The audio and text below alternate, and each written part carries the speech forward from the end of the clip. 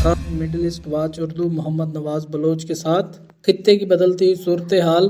Iran के पासदारान इनकलाब IRGC की जानिब से ऑपरेशन ट्रू प्रॉमिस 4 का 87 लहर का ये ऐलान खित्ते में एक इंतहाई बड़े और हमागीर फौजी टकराव की निशानदही करता है। बयान न सिर्फ हमलों की शिद्दत बल्कि इनके जुग्राफियाई फैलाव के लिहाज से भी गैर मामूली है।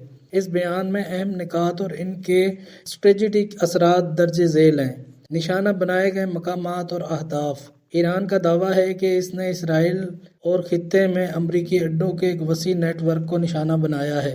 इसराइल के अंदर मकबूजा इलाका जात और हाइफा, करियात, शमोना, तेल अवीव, बेर सबी और बिलखसूस डेमोना, जहां इसराइल का जौहरी रिएक्टर वाक़ है।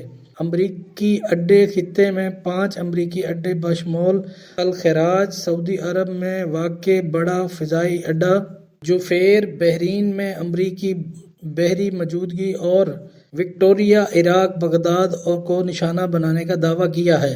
अहदाफ की नौयत command and control centre, drone bangers और ड्रोन हैंगर्स, असले के गोदाम। इस्तेमाल शुदा असला। ईरान ने अपने जदीद तरीन मिसाइल सिस्टम इस्तेमाल करने का जिक्र किया है। हमाद, तवील फासले तक मार करने वाला गाइडेड मिसाइल। कयाम, रेडार से बचने की सलाहियत रखने वाला मिसाइल। खुर्रम शेर 4, ईरान का सबसे ताकतवर और भारी वार हेड ले जाने वाला मिसाइल। खुदकश ड्रोन, बड़े पैमाने पर ड्रोन हमले ताकि दिफाई निज़ाम आयरन डोम, पेट्रियाट को मसरूफ रखा जा सके। कुवैत पर हमले का रद्द अमल। बयान में एक नया और संगीन मोड़ कुवैत की पानी साफ करने की तनसीबात, डिसैलिनेशन फिल्ट्रेशन पर इसराइली हमले का तज़किरा। ईरान इस हमले को गैर कानूनी और गैर इंसानी करार देते हुए इसे अपनी जवाबी कार्रवाई का जवाब बना रहा है। ये इस बात की तरफ इशारा है कि जंग अब सिर्फ बराए रास्त फरीकीन ईरान इसराइल तक महदूद नहीं रही, बल्कि खलीजी ममालिक के शहरी ढांचे भी इसकी जद में आ रहे हैं। इलाकाई इंतबाह। पासदारान इनकलाब ने मगरबी एशिया के ममालिक को अमरीकी सऊनी फितने से बचने और बेदार रहने की तनबिया की है कि ये पैगाम गालबन इन ममालिक के लिए जहां अमरीकी अड्डे मौजूद हैं कि अगर इनकी सरजमीन ईरान के खिलाफ इस्तेमाल हुई तो इन्हें भी नताइज भुगतना पड़ सकते हैं। अगर ये रिपोर्ट 87 वेव दुरुस्त है तो इसका मतलब है कि खित्ते हमागीर इलाकाई जंग, टोटल रीजनल वार की लपेट में आ चुका है। पहली बार इतनी बड़ी तादाद में अमरीकी अड्डों को बराह रास्त निशाना बनाने का दावा किया गया है। तुर्की की जानिब से ईरानी मिसाइल गिराने की खबर जो आपने पहले ही शेयर की थी, अब इस बड़े तनाज़र में वाज़े होती है कि तुर्की अपनी सरहदों और नेटो के असासों को इस वसी तर वसाइल हमले से बचाने की कोशिश कर रहा है। सूरत हाल की संगीनी, डेमोना, तेल अवीव जैसे हसास इलाकों पर हमले का मतलब अब रेड लाइन ख़त्म हो चुकी है और आर्मी बिरादरी के लिए इसे मज़ीद फैलने से रोकना एक बहुत बड़ा चैलेंज बन गया है। अल हक न्यूज़ की ये रिपोर्ट सूरत हाल की संगीनी में एक इंतहाई ख़तरनाक इजाफे की निशानदही करती है। अगर अमरीकी फ़िज़ाइया US एयरफोर्स ने वाकई इस्फहान पर 2000 पाउंड वज़नी बम गिराए हैं तो इसके स्ट्रेटेजिक और इंसानी नताइज बहुत गहरे हो सकते हैं। इस्फहान पर हमले की अहमियत और इसके मुमकिनाना असरात दर्ज झेल हैं। इस्फहान ईरान का महज एक शहर नहीं बल्कि इसके दिफाई और एटमी प्रोग्राम का मरकज़ है। एटमी तनसीबात। इस्फहान में ईरान का न्यूक्लियर टेक्नोलॉजी सेंटर वाक़ है जिसमें यूरेनियम की तब्दीली, यूरेनियम कन्वर्सेशन का प्लांट शामिल है जहाँ पे इसे तब्दील किया जाता है। फ़िज़ाइया का अड्डा 8वीं शिकारी एयरबेस ईरान की बड़ी मौजूद है जो ईरान के F-14 तैयारों का घर भी कहा जाता है। ये पुराने मॉडल के तैयारे होते थे। मिसाइल साजी। इस्फहान के इर्द गिर्द ईरान के कई बड़े मिसाइल और ड्रोन बनाने के कारखाने वाक़े हैं।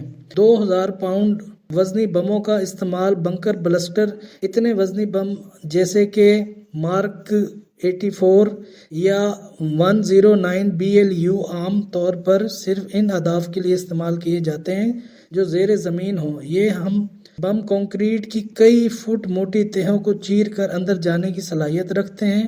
बम पावर या एटमी तनसीबात पर ज़मीन दोज हों।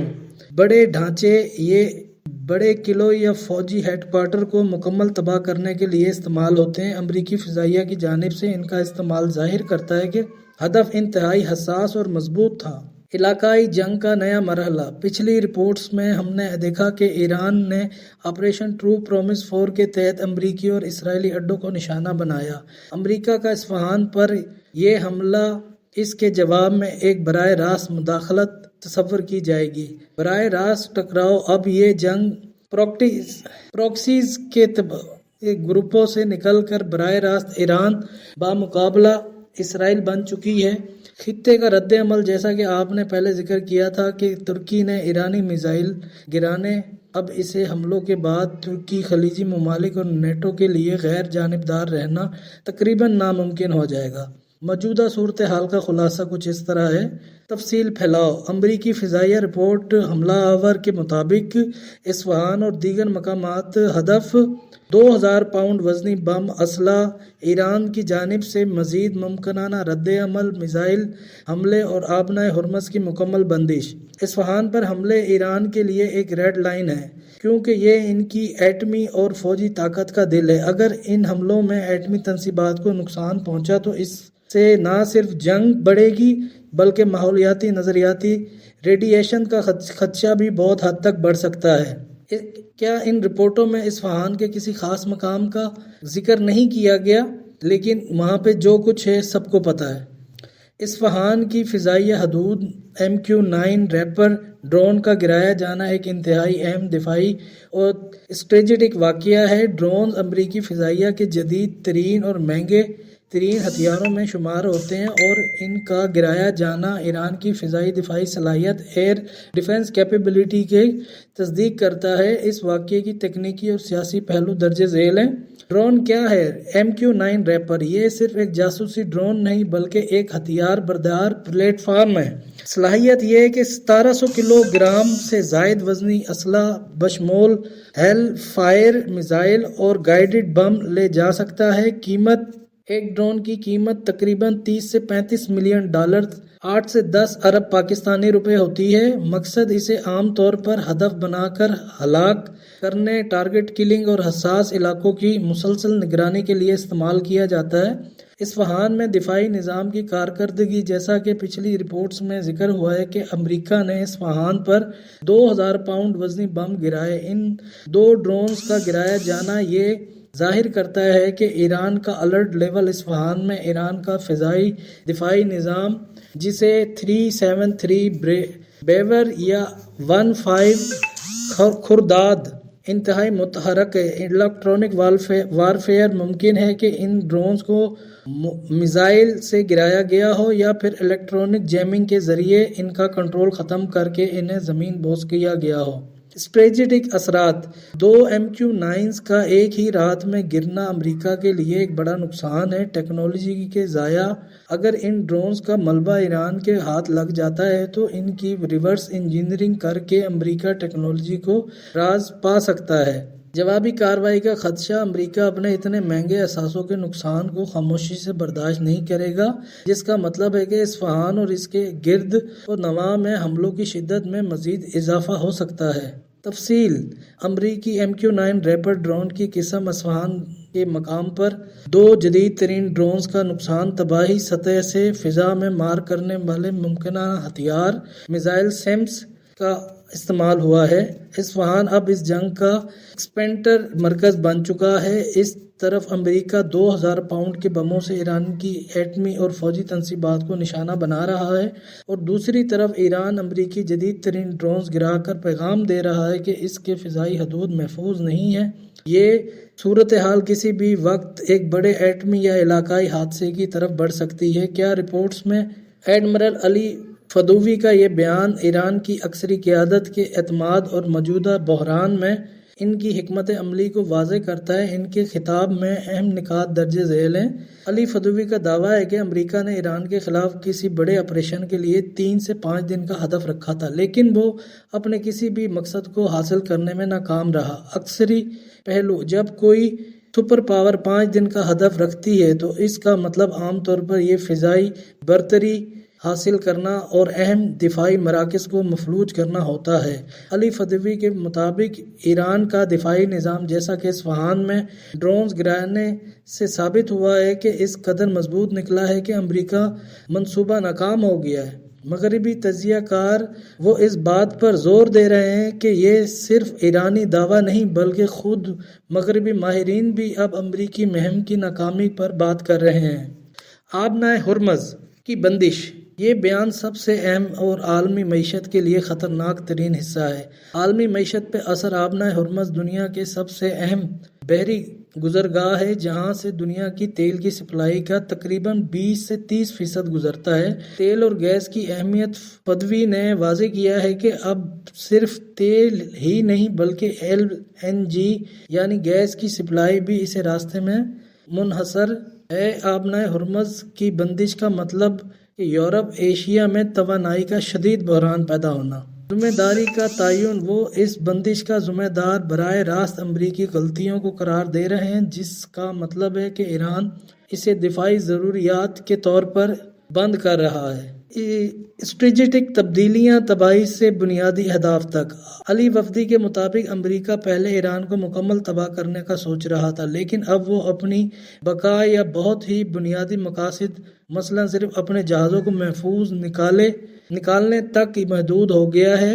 یہ اس بات کی طرف اشارہ ہے کہ امریکہ کو ایران کی جوابی کارروائی آپریشن ٹرو پرومس 4 سے شدید نقصان پہنچا ہے۔ 3 سے 5 دن میں آپریشن امریکی ہدف مکمل کرنا جو ناکام رہا، اب دنیا کے لیے بند ہے، جسے آبنائے ہرمز سے عالمی معیشت خطرے میں ہے۔ امریکہ اپنی طاقت کا رعب کھو چکا ہے اور اب دفاعی پوزیشن میں ہے۔ علی فدوی کا یہ بیان ظاہر کرتا ہے کہ ایران اب اقتصادی جنگ کو ایک ہتھیار کے طور پر استعمال کر رہا ہے۔ آبنائے ہرمز کی بندش کا ذکر کر کے وہ عالمی برادری کو یہ پیغام دے رہے ہیں کہ اگر ایران پر حملے بند نہ ہوئے تو پوری دنیا کی معیشت ڈوب سکتی ہے۔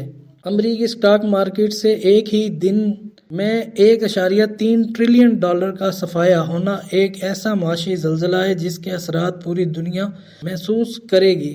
یہ محض ایک گراؤٹ نہیں بلکہ امریکی معیشت پہ جنگ کے تباہ کن اثرات کے واضح ثبوت ہیں۔ اس معاشی بحران کے پیچھے چند بڑے عوامل درج ذیل ہیں: جنگ کی قیمت اور غیر یقینی صورتحال۔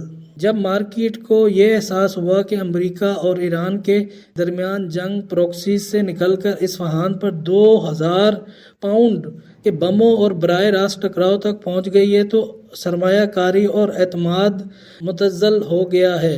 سرمایہ کاری کا رخ، سرمایہ کار اسٹاک مارکیٹ سے پیسہ نکال کر محفوظ اثاثے جیسے سونا یا کیش کی طرف منتقل کر رہے ہیں۔ آبنائے ہرمز کی بندش اور توانائی کا بحران۔ ایڈمرل علی فدوی کے حالیہ بیان کہ آبنائے ہرمز اب دنیا کے لیے بند ہے نے عالمی منڈیوں میں آگ لگا دی ہے۔